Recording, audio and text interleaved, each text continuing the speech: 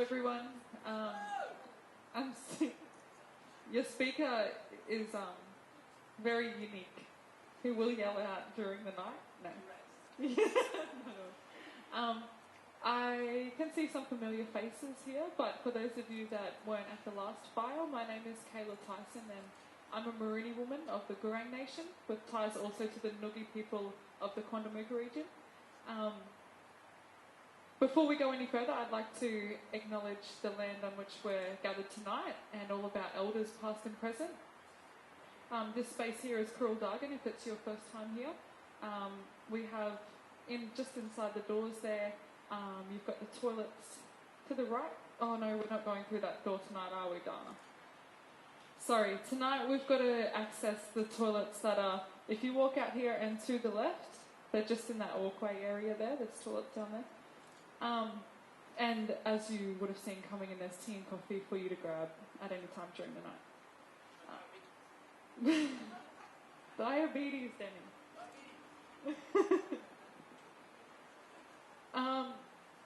So the series that you're sitting in on tonight explores the parallels and intersections of modern science with traditional Indigenous methodologies of caring for country. As the trends of upcycling, recycling, and repurposing sweep our nation, we consider the role of traditional Aboriginal and Torres Strait Islander practices of sustainability. Are customary methods relevant in the 20th century, or as humans have we evolved past these traditions? So tonight we have Mr. Danny Doyle, who lives in Brisbane.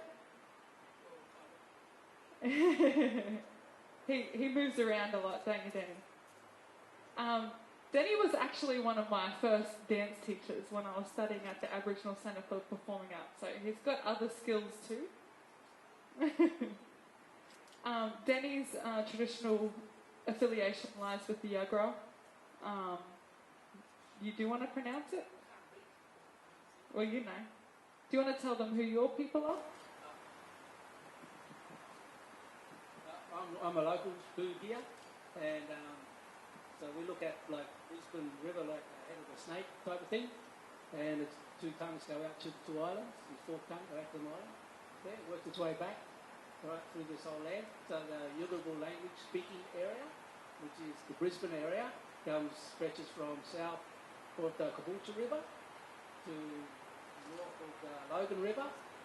North of the Logan River, let's do this like that. Alright, so, yeah, and then so you hear me say the Caboolture River, so south of the Caboolture River all the way down to north of the Logan River and then out to Toowoomba Range. Yeah? Now that way. Now within that group, language group, there is many other subgroups within that area, but they speak either Yugarapul language or a dialect of that. I think it's called a derivative, yeah, of the Yugarapul language. And I find it easier to go along the language path when I'm doing an acknowledgement or a welcome, because that will cover everybody, and instead of acknowledging one group out of all these many, which there was like 12 or more within that group. And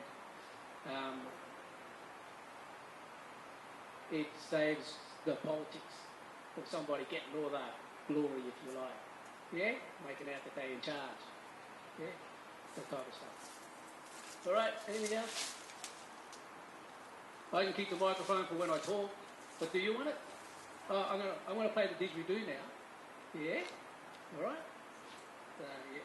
So this is gonna add on to the acknowledgement and what it's all about. Before we do that, I'd just like everybody now to just take a nice deep breath. So just be here. That's good. I'm going to take another breath. And where you are, slightly lean backwards into the teachings and the learnings of the past. And it's good that nobody's standing up because they won't fall over.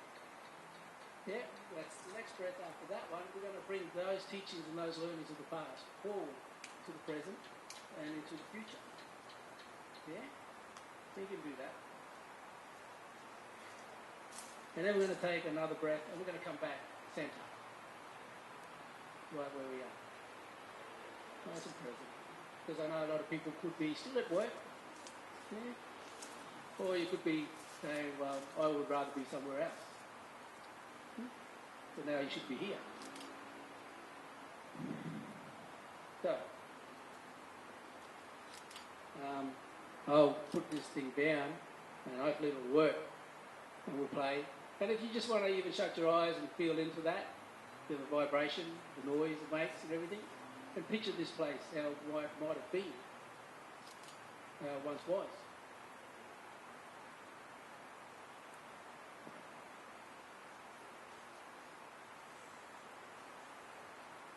So right beyond 2000 water beach.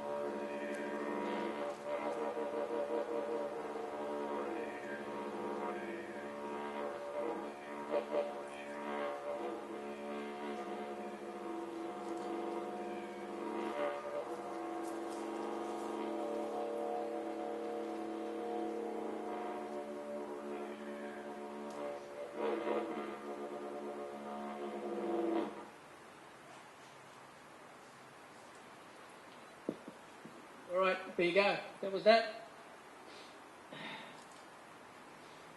So, what was the first question? Am I asking questions or what this is about?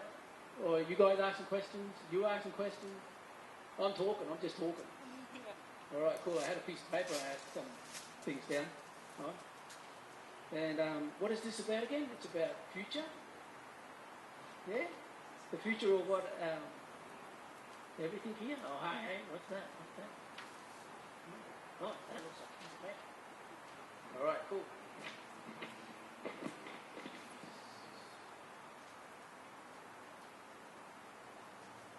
Alright, here's a question.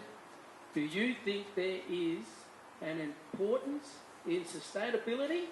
That's not a big word. In terms of caring for country? Oh, yeah, definitely. So, if you look at caring for country, it's very similar. Hey, people!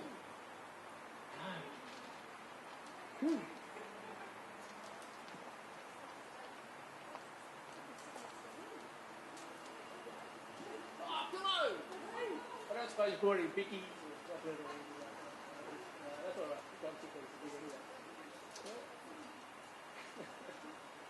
Yeah. Alright, cool. So, I'm just answering this question here that I got here. And when we're looking at caring for country and if it's important, you know, as far as sustainability goes, I find that an acknowledgement, even like the one that was already done, is very important in that. And you can think about the terms of acknowledgement or the power of acknowledgement in terms of when you are told that you're sick. The moment you acknowledge that, it creates a power to that, whatever you have acknowledged. Yeah? And it can take over because you've given it that power. Yeah? That does not mean you've got to walk around in denial or anything like that. Yeah? So if you look at an acknowledgement in a positive sense, yeah? So in the same way, it becomes a healing process, which again can take over and heal you. So, if we think in the terms of this word that it called the theory, in that way, yeah, it's deep listening, they say. Yeah? So as the trees, the plants, as Mother Earth burst for us, yeah, all our relatives that are the children of Mother Earth, all are acknowledged by the sun by the rain and all the elements that are around. They all depend on each other in that way. Now, you guys are all sitting around here, and if we look at this, like the sun rises over here, is the fire. Yeah? Man's representation of the sun on earth at night. And the fire. If you look at the yawning circle framework, you know that? Everyone know the yawning circle framework? All right. Yawning circle framework is the fire. We shines light on the issue. Yeah? It's an Indigenous process for dealing with issues, not only for a person, for couples, for families, even businesses and communities. Yeah? It can work really well. It's in the fire. We're going to burn off the dead wood. We're going to warm our bodies. We're going to cook our food, all that stuff. So we use the fire to shine light on the issue. You stay there until the dead wood's burnt off, because you stay in the fire too long, you know what happens, it burns. So move on to the earth over here. This is where we're looking for questions, answers to our questions, and resources. Do we have too many tools already? Do we have to declutter? Those old tools not working too good, time for a change. Yeah, change is as good as a holiday. So in the earth, this is where we collect our resources, we make our tools, our weapons and stuff like that, stone and wood. Get our food from, all that stuff. Well, we've got to move on from the earth, because it can either get a drought or it can get rainy and get boggy and you get stuck in the mud and everything just goes nowhere. So you want to move on to the water over here. And if the water's nice and clear, you made your choices. This is where you make the choice, the decision to make that choice, to go through the water and end up in the air, which is where I'm at right now. Yeah? In regards to this circle that we're in right here. In the water being the life force of our earth, and us being mostly water ourselves, is the first thing that comes forth when we enter this world. Yeah? In Aboriginal ways, they say we go back to the water. We go to dirty water, we go to clean water. Yeah? So that's your water there. Over this way here. You're all ready to make choices along this way. And then once you made that choice, you're on the other side of there, you go, yeah, I'm happy with myself. And you come over here. You're in the air. From here to there. And from here to the fire. Like that way. So when anyone asks me a question, that's the process that goes through my mind. Straight up. One sentence. So, caring for country and that, sustainability. And its importance. That's how important it is. What is some of my processes for maintaining country? All right, that's the next question. Cool. So, the processes of maintaining country. So that's caring for country again. All right, so then my old fellas, they used to send me out after the first storm, the wet season. Yeah, I think you call it barramundi season. Yeah, if you've been around up north, down south, or in places where there's still community going on. Yeah, so I would go there, have a bush, light a fire. It would burn big fire, but not as big as the ones that haven't been burned. And the smoke of that fire will activate the seeds that need to be activated through the heat. And the smoke will cause nutrients into the leaves that fall to the earth or that stay on the tree and give that tree the medicinal, acting ingredient that they need for its medicinal power or purpose. So what we normally need is about 2 or 3 type of trees in the area, and as long as those trees are there, everything that grows around it and with it has its medicinal strength. You know, there's 3 types of eucalyptus type of trees, they are, yeah, and all the little vines and weeds and all that stuff that's around it, and the little plants and that. You get these things on those leaves of these trees, micro fungi, falls to the ground, life in the earth carries it down through the roots. And we all know that fungi communicate or life, or nature. What's that? It's not going to rain, eh? Oh, it's possum magic. Oh.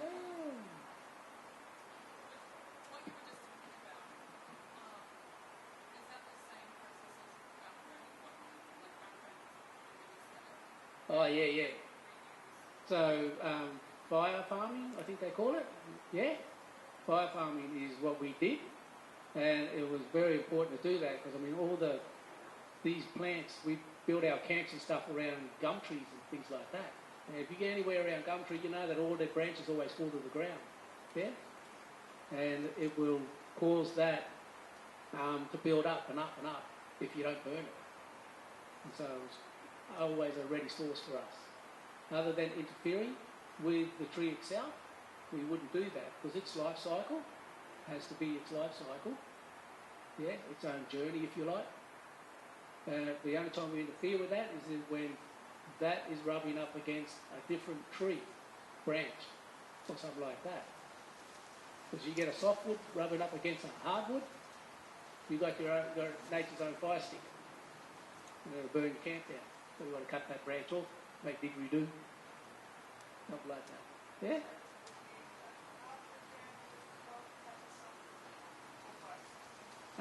Nah, just the one that's rubbing on it. Yeah, just that part. So if you look at cycles as well, we want to look at cycles because it's very important. That's how we manage our environment. So we're going to look at like even the sharks that come into the cliff. They come in at a certain time, and you look down there, and you say, hey, look, the shark's down there, but you watch what they're doing. They got little suckerfish underneath them. They all come off and they swim up the creek. So we go up the creek and we do some camping and whatnot.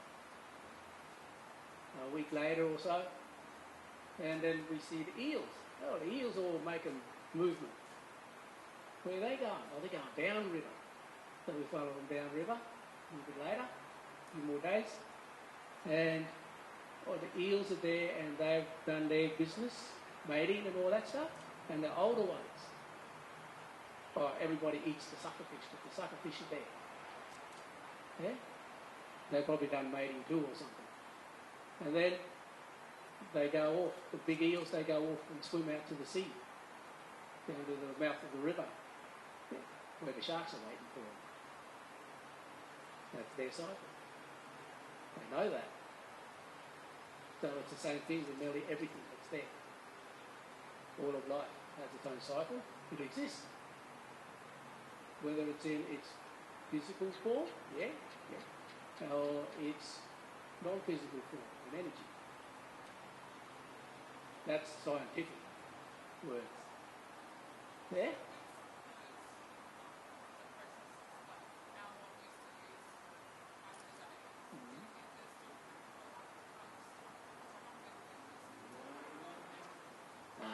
So some of the processes that we did back in the day, there's still room for it today.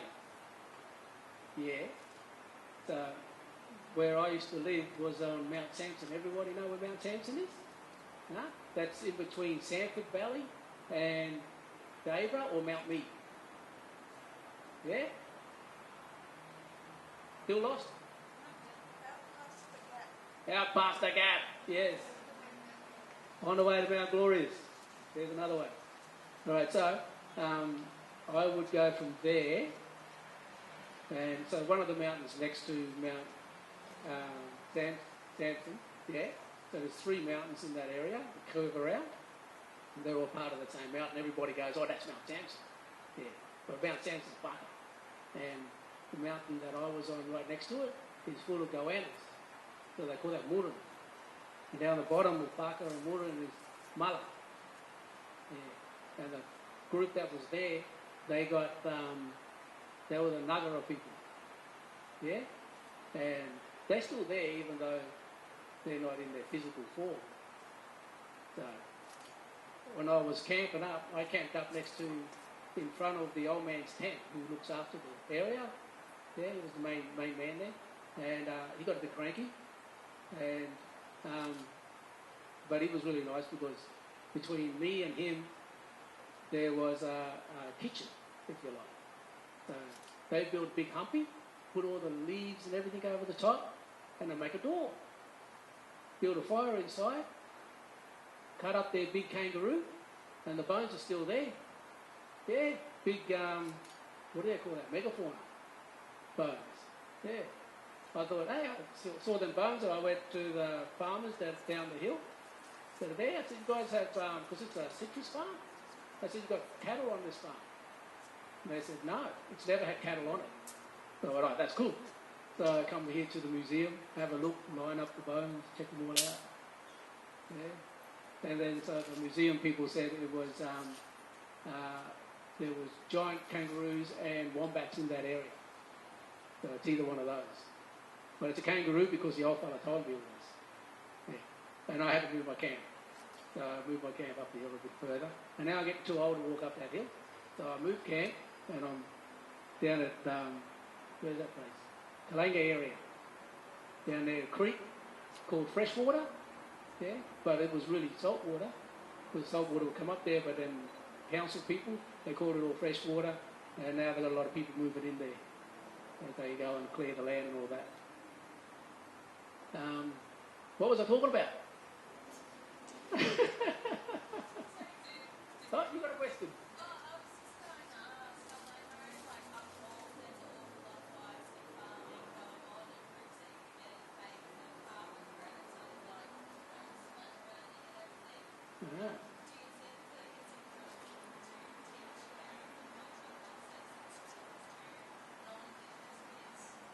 Oh, yeah, definitely. Because that's the only way it's going to work now. Because if we don't start sharing, I mean, like I do Dreamtime healing stuff, and the majority of people who actually learn how to do this is non-Indigenous people. And this is all based on law, on traditional law. With traditional law, hey, I've got some things down here. You can have a look at them too, because they're good medicine, a lot of these things. Talking about diabetes, you know that black bean tree? Yeah? Well, you've got to treat that before you eat it. But that's a really good medicine for diabetics. Yeah? And it's also a good substitute for coffee. And it really fills up too if you're going to make damper and stuff with other stuff. Yeah, that's what we do. We just get all the seeds, put them all together, and squish them all up, chuck an egg in there if you can, you know. The emu egg is the best. Fill the whole family with an emu egg. And then cook that up. Wrap it in bark, cook it up, or some leaves, which is the new elf oil these days. Yeah. And then make it in the fire. Just get that fire there and put it next to it and chuck the ashes over it. Yeah. That's a good way to do it as well. So, yeah, a lot of people don't, what am I saying? Don't learn, haven't learnt a lot of stuff that continues on because we weren't allowed to. If you know the history of Australia in itself, and we keep saying we stole it, the country off us. Yeah, they actually just took it. And it is the definition of invasion is either through colonisation or war. Yeah? So they colonised this country, and they even sent letters back to their own country saying that the natives aren't even aware that we're taking the land from them. So we got evidence of that as well, that we do in our hidden histories workshops, that is in the education system. We were allowed to teach the teachers principles, and we tried to drag in parents as well, but a lot of times it was just their mob, and then they're responsible for taking that to the classrooms. So I can still do that on the slide, regardless, if any school wants me to do that. Yeah, and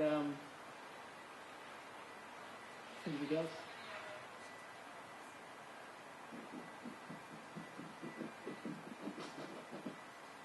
All right, so before you finish, I'll take some of these posters there.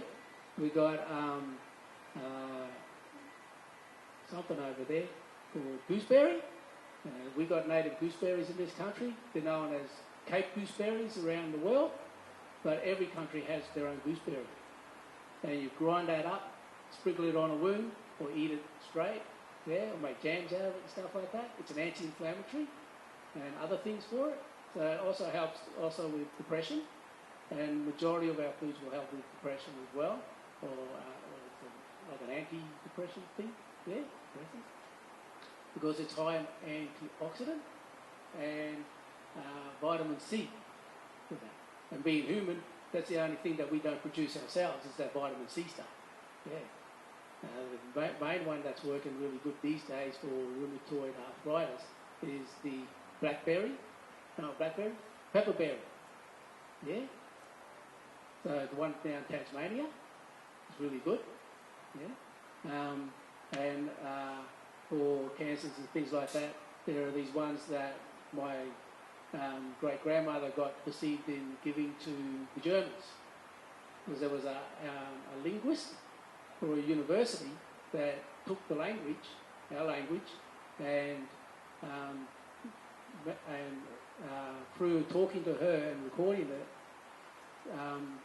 heard the Gumby Gumby word, so they went and looked at the plant. So she took some seeds of that and didn't tell. Or never even got permission to take that. And they went back to Germany, planted these trees, and they got like a whole forest over there of this plant now. And then they patent that plant for the medicine or something that they do with it. So all patents are meant to be challenged, I take it, I suppose, they don't stop us from doing what we do with it. And that's one really major medicine for everything, health, well-being, and all the way up to cancers. And also the best one at the moment is kakadu plum. Kakadu plum. That's it. I saw something at Aldi, I think it was, or somewhere. They had sausages with kakadu plum in it. So someone bought that for me. That was nice.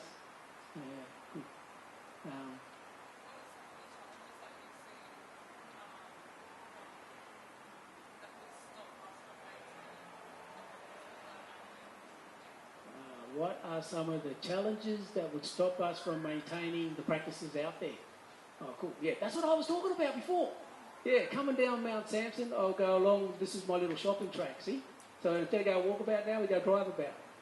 Got a car, go down the gap, pick up food there, work my way down to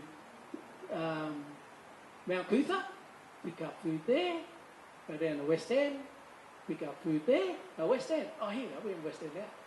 So West End, this area here was like a rainforest. Back in the day, everybody would travel here, all over the place.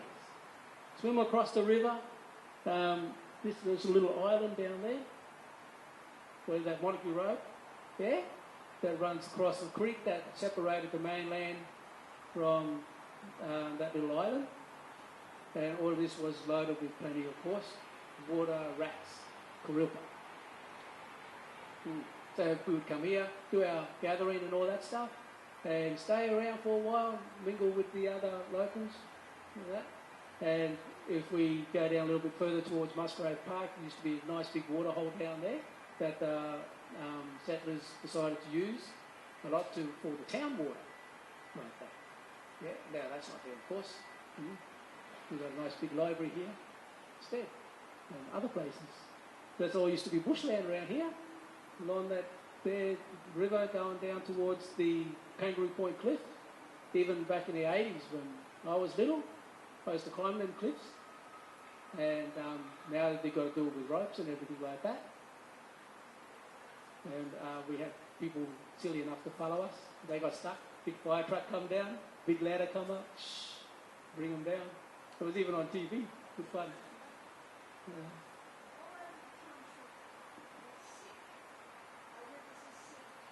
Yes.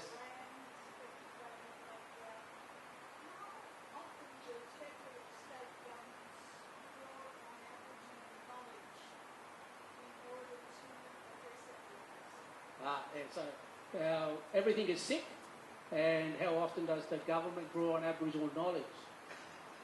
Well, of course, the answer is not very often. And if you think about the government, our government is looking after the incorporated country of Australia. Yes? So its main concern or people it's got to please is its shareholders. Okay?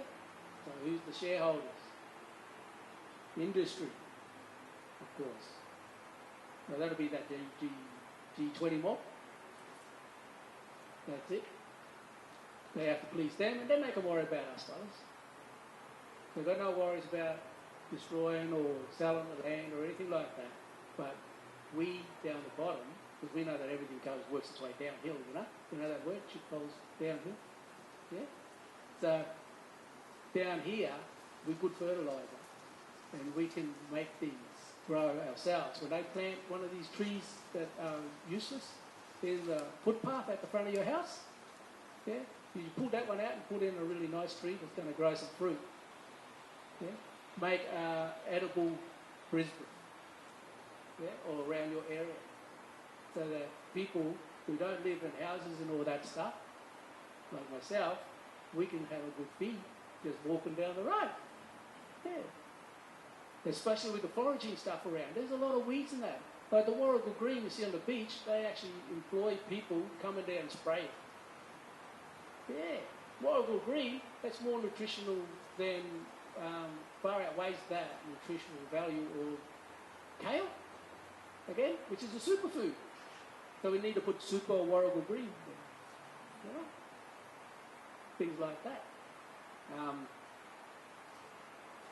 Then you've got the scurvy weed that's around. It's got a little blue flower on it. Yeah. Little ground crawler, thing like that. Little tiny blue flower on it. Yeah, that's scurvy weed. See what's scurvy? Vitamin C deficiency. So you rip that up out of the ground, chuck it in your salad. Good idea to steam a lot of stuff first, because I know with the earth that we're in right now, it's probably drawing up a lot of toxins that ain't good for certain parts of your body. Unless, of course, you know how to speak to the body. Yeah, you speak to the body through your spirit and soul. Once you get them two all lined up and everything, ooh, cover your eyes. Yeah, then you can just tell that part of the body to obey its law, and it will fix itself up. Yeah. Some of the plants. What's there? Oh, the lemon myrtle. Everyone knows lemon myrtle. Yeah, good in your coffee or in your tea and everything. Yeah, put it in your food. It'll outweigh most of the curries that are out there because it's really, really strong. So it tends to take over a lot of those curries when you put them in there with the flavour in particular I'm talking about. The lemon myrtle is very citrusy. So once you get the oils and things out of that, or if you want to grind it down into a paste, you can rub that on your skin, and that'll keep away a lot of mozzies and sandflies and things like that. I'm not sure about the ticks, yeah, but why not? I haven't tried it on ticks. Bloodsuckers. What's another one there? Oh, this one here. This is the long one that we used to make our weaving and stuff out of. This grass there, that's lavandra. Yeah. Now lavandra is like a woman plant because it gets its flowers on there, and the flowers are really pretty, and when they're ready to eat, they're really nice and sweet too. If you try to pick a flower, you've got spikes all around it. It's so well protected. So you've got to know how to treat that plant. You've got to show it some respect, and it'll give you what it will give you. So I even asked it for permission, and it gives me what it can out of the stems, rather than going around cutting them with scissors. Yeah? And the bottom of that you can eat, again. The bottom of that stem, you can eat that. And the leaves you can eat. The seeds, once they turn brown, they're as hard as rock, and they'll break your teeth and all your feelings. So get them before they turn brown, and they're okay. Yeah. That's a good plant, that way. And it's like an all-rounder type of nurturing plant as well. The banana tree now. A lot of people think that's a woman's plant. Well, it's actually both. It's a woman's and a man's plant. So when I had a little yarn with the spirit of the banana tree, I asked her what it was good for, and it showed me that it was good with magnesium. It's good for your body, muscles. What was another word that came? It had a bit of iron in it as well, but it showed me a woman dancing around like this one, and it showed me a man as well. So it was good for woman issues and it's good for men issues. And you can use the roots of the bunya nut tree and the flowers. So everybody just knows about the bunya nut in itself. So that nut and the sap on it is interesting as well, because it's very sticky. Yeah? And it will make like a good glue and everything like that. But it showed me that as well. So what it's really good for, I don't know, for sure. But these are the things that it said that would help humans with. So they have to go and, good thing when you're doing with any type of plant, getting medicine out of it, it's good to mix it.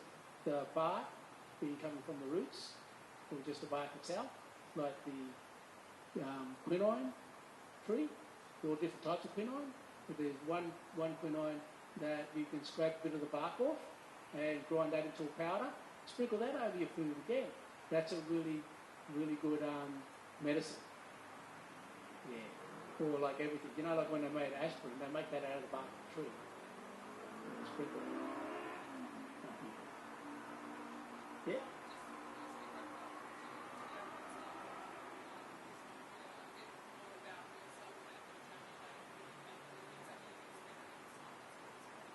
Oh, she wants me to talk about me.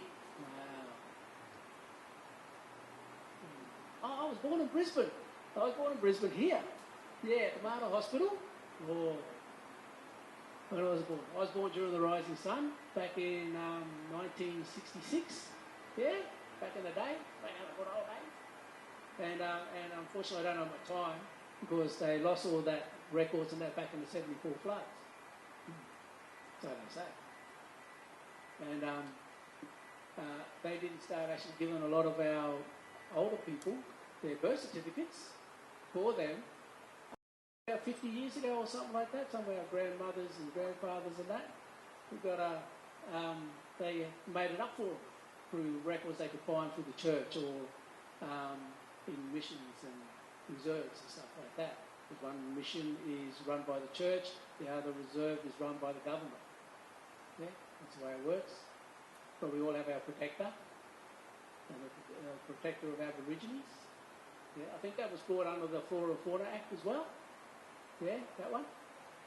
So that's what was on our birth certificates, or we were registered as. So that's why it was important for the Darwin. Some guy called Darwin, he was the one who makes up this theory about the apes and everything like that, turning into humans. He claimed that we were the missing link between animal and human. So therefore we weren't really human, so they classed us under the Flora and Fauna Act. And that way, it was easy for them to take over the country and claim terra nullius. And we got them records as well. You know, we get them from the archives, Canberra and all that. You can't even get hold of the Constitution anymore. You try to get hold of the entire Constitution. You get bits and pieces. It's really hard to get it. We're not on there yet. As much as people like to say we are, we've got a couple of preambles in states.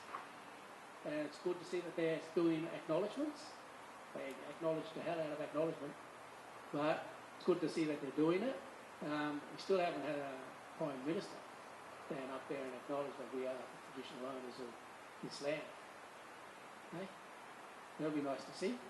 And we're kind of working towards getting on the Constitution, but there should be a really good meeting, powwow, whatever you like, about that before that takes place. Yeah. There you go. Me. That's what I was talking about, me, wasn't it? Yeah. All right, so with me, when I was born then, and I lived in Brisbane until I was about 8 years old, at Currabee. And Currabee's got an interesting story to it because we got water holes around that area, not far from home, where I was. And this is kind of around the brown snake, I think it might have been around that spot. story. Yeah, and they weave the river out there, probably goes out to Logan, out that way. And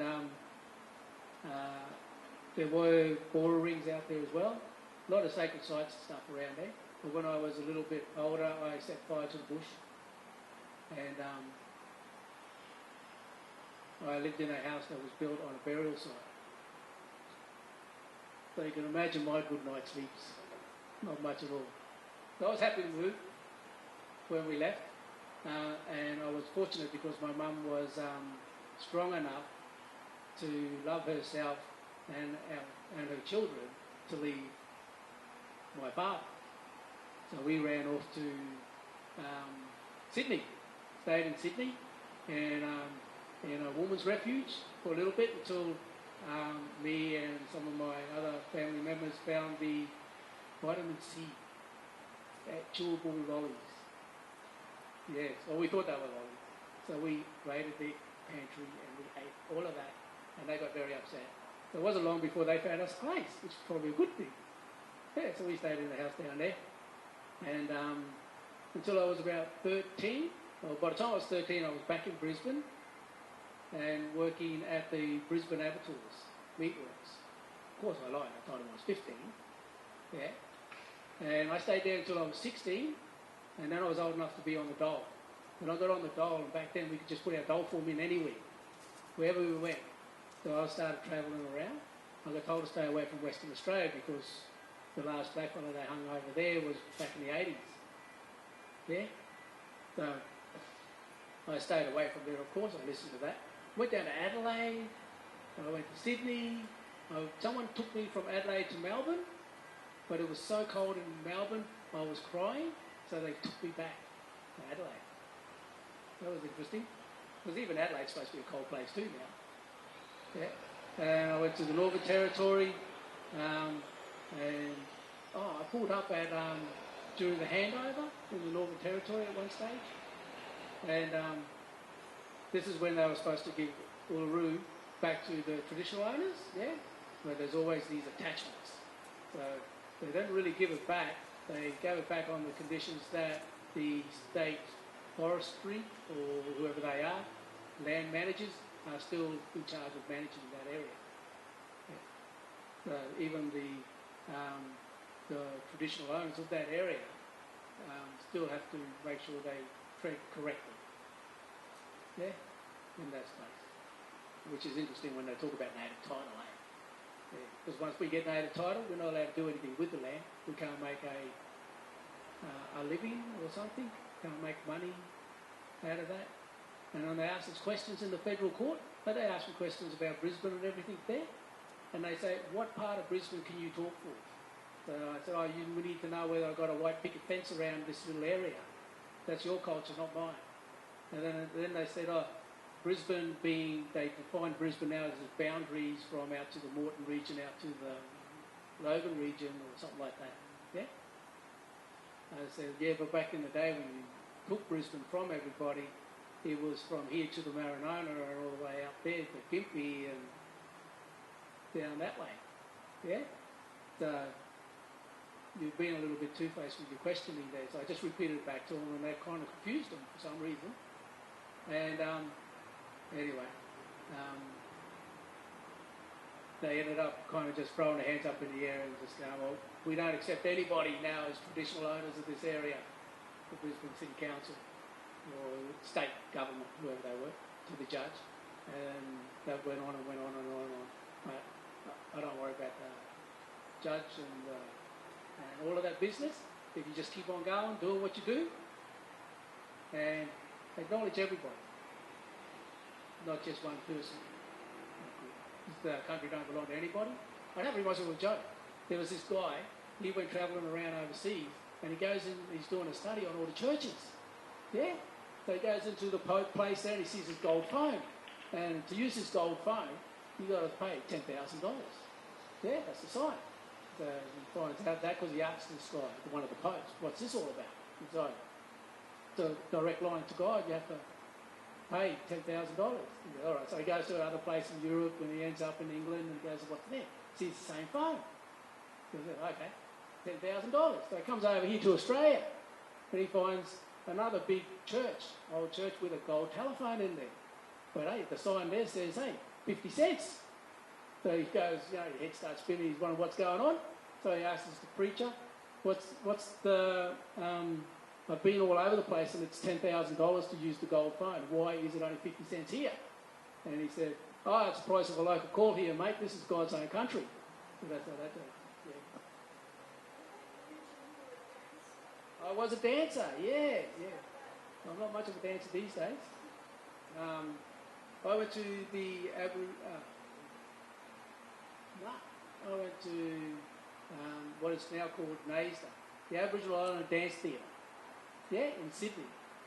I went back there in '88, I think, or maybe before '88, because I remember I was trying to get served in a pub here to get Terminus Hotel. Yeah, trying to get served in that pub to go catch a bus over to the north side, Wilson's area, which was kind of like a long walk back in the day, and then they had to send me back down the Boundary Road to go get served.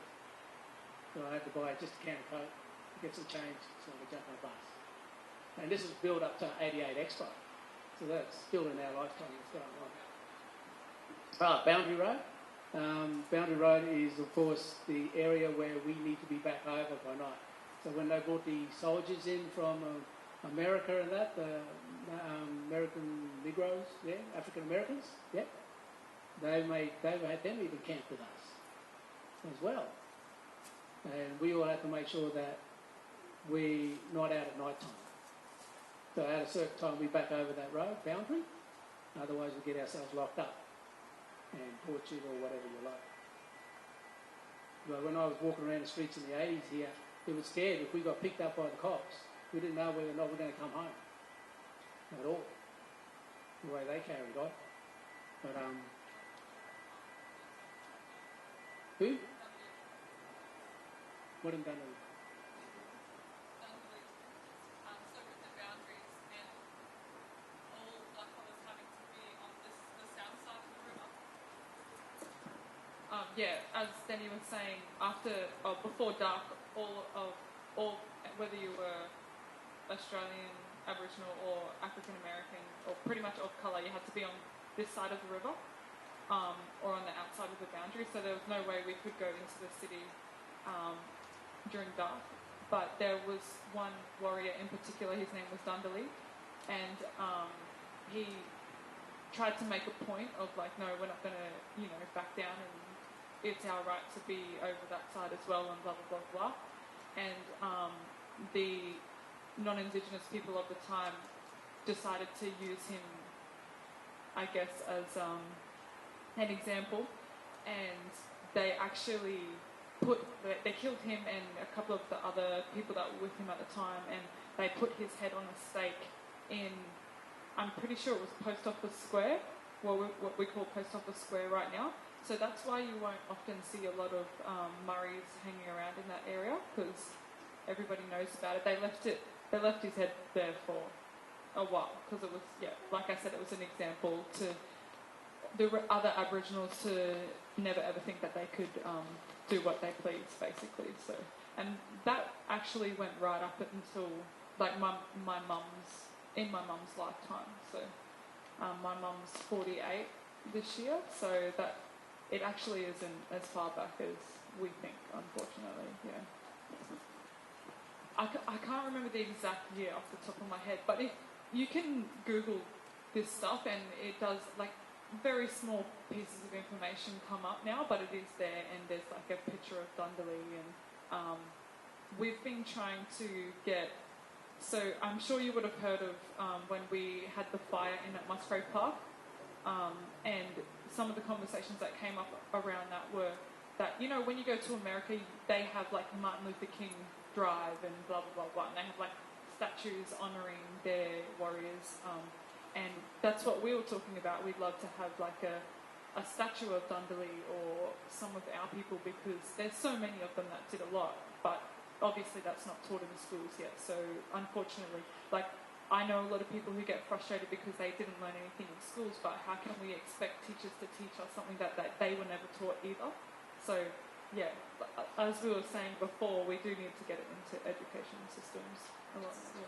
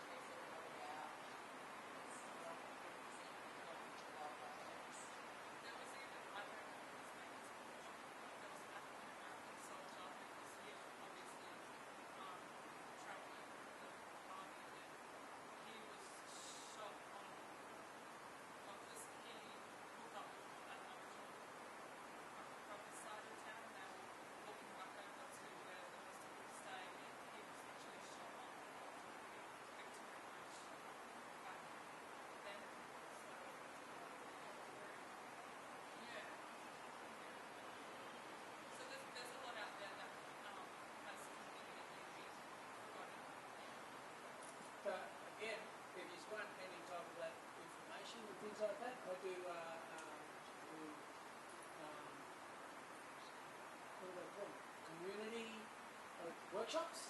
Yeah, that's it. I do community workshops as part of the Spirit Circle stuff that I do, and we do that for only like $20 for the community to come along if you can find a spot that's free, of course, to do it in, and we start off with hidden histories type of stuff and working with we call it Aboriginal connection to country with artistic expression as well. So we do a lot of art therapy within that, and I do a lot of representation within that as well, which is similar to that. I think it's called a modality where they do constellation work, family constellation work, which goes for your ancestors. Yeah, your ancestor one. But I do that with everything. Even with the smoke here now, look like the representation with that one. So that goes for like 5 weeks. Yeah, and once a week for 5 weeks. And then there's another one where we made up for professional development. It only goes for 2 days, and that's for organisations, entities and stuff like that. That want that connection to the Aboriginal community and stuff. So what happens with that one is that I take them into themselves, really, so they can sort out their own mess internally, because what's affecting them outside is just a reflection, you know. And they realise then they need to get personal with people, yeah? Instead of seeing us as a piece of paper or a number or a voice on the telephone. Yeah, we even look at different ads, how they do that, and you get into a similar form of storytelling that's like the hero's journey within that. If anyone knows what that is. Got time for one more question?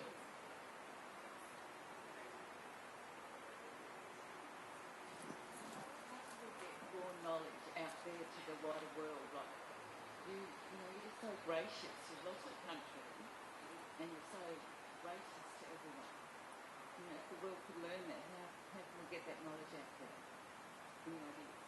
Any ideas? All right. So for me to get that knowledge out there is exactly what I just said. I'm doing those community days, where I do an Aboriginal connection to country through artistic expression. Yeah? Or with it, that artistic expression. So I also do a lot of animal stuff within that. I used to do a 3-day workshop at Mount Sampson, $50 a day for people to come along and they camp there as well. But I don't go there no more.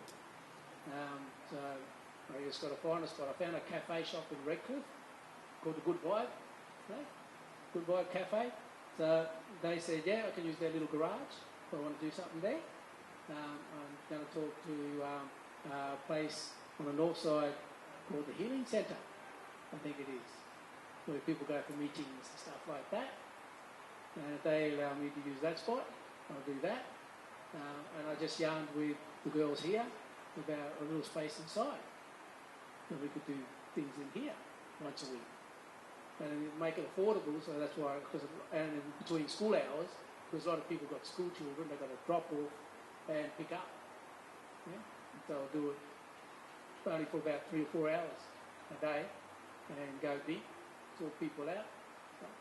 And at the end of all of that, if anybody really wants to get if they've got any issues really sorted, or if they know somebody who's in trauma issue related, even mental illness, then you can see me for a private or personal session on that, and that's going to cost it.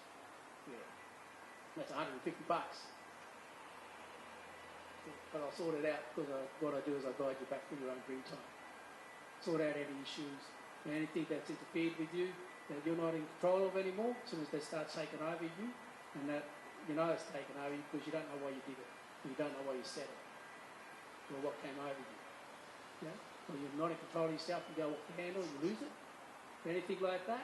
Or a lot of people that are empaths in particular, they're in a state of worry, anxiety, and just a complete mess. They're not in control of themselves. Yeah? But that's what we call your song, or your gift, if you like. It's a gift, because you just need to get control of that and get the balance in with it. When people are feeling things. Some people, they see stuff. They have dreaming, they dream all night. And, even if they have a nightmare, then they wake up and, hey, hello, it's still there. They don't know whether they're awake or asleep. They're dreaming. Right? Sort that out. And people who hear voices, again. My daughter, for instance, one of my daughters, they heard voices a lot, especially when they were little. And it was always like, going to hurt mum and dad. But when she gets older, she decides to let it start that. Didn't know that when she was little. Yeah, so this is why she was so prone to just go out and carry on and play with possibles. Yeah, we just running up the thing. Oh, you can have the bats too tonight. Yeah. So yeah, anything like that, I can sort out for you. And I know people who do that as well, that might be in your area, because, and the majority of them are not Indigenous people, but there are a lot of us that have been very gifted, we feel very fortunate to be able to go and do that training with a fellow who lives in the Gold Coast. Yeah, he does Dreamtime healing with holographic kinetics. His name is Steve Richards. He's doing a course starting tomorrow. And it costs far too much money for anybody I know to do it, but people do it. They pack that room out with a lot of people, and people come from overseas to learn it, and then they take it back and call it something else. Yeah. Oh yeah, he's got all that stuff. I don't. So yeah, if you want my details or anything, will you give it to him, or will someone give it to him? Yeah. You can use my phone. You can text yourself. I do know my email address. I can write that down for you. Yeah. All right. All good? No worries. Thank you, Danny. Just adding on to the question that you asked before, I think it's also about having those conversations. So I think it's always going to be a slow process, unfortunately, but we have come a long way anyway, and it's really awesome to see that people of, all nationalities are coming into spaces that are known as Indigenous, spaces, and they're not afraid to join in on the conversation now, because as I'd like to hope that you have found, we're here with open arms and we love to have a yarn, hey? Yeah, so I think the biggest thing is that we only make up 2.5% of the population. So, yeah, we've got 0.5 now. And so it's, we need your help as well to pass that information on. So even when you just come and have a yarn and learn one little bit of information, it's really up to you to go and, pass that on to your friends and your family, whether it's around the table or even if you're having a beer or whatever. And I think you will find that some people will say, oh, well, how do you know? You're not black. But I think that the most important thing is that we need to get to the point where we all feel comfortable about talking about all these things, because it's no longer, it's not our history. If you're an Australian, if you call yourself Australian and Australia is your home, then it's all about history. So yeah, we're not going to be able to pass this information on to the rest of the country, so we need everybody's help now, I guess, and it's all about information, all of it. So thank you for coming, and let's give Danny a bit of a clap. Thank you for joining us.